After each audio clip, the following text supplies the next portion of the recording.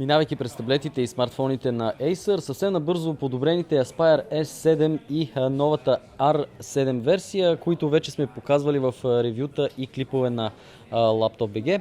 Това, което са подобрили Acer в S7 варианта при техният Ultrabook, работили са най-вече върху клавиатурата, с която имам наистина много приятен ход в тази обновена версия, както и в хардуерно отношение, най-вече по отношение на батерията и дисплея, като вече ще се предлагат две, не само Full HD резолюцията, както и QHD резолюция.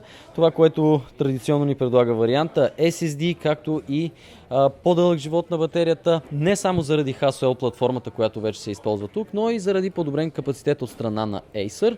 До 8 часа като живот на батерията ни обещават те. Разбира се, всичко хубаво, което казвам за модела, идва и с някои забележки, които аз имам към него, но те сякаш присъстваха и в предишния вариант. Твърде, наистина много приятен, много тънък дисплей, но когато притиснем леко задната част, може да видим, че има известни деформации по матрицата. Разбира се, те са съвсем мигновени, изчезват веднага, но е нещо, което прави впечатление. Не съм убеден, че ъглите на виждане ме впечатлиха твърде много, но все пак тук светлината е по-специфична и ще оставя потребителите сами да преценят, но това, което виждам, това мога да кажа.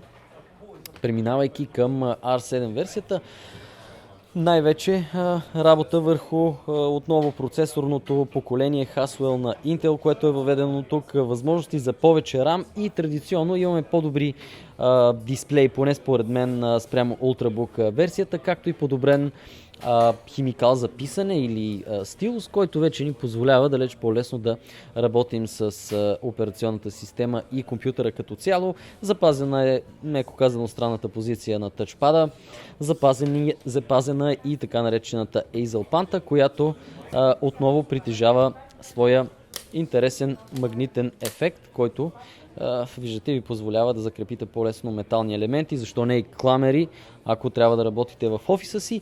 В общи линии това е от лаптопите на Acer, леки подобрения, но все пак е нещо, което компанията се е постарала да направи. Вие преценете дали моделите ще бъдат интересни за вас.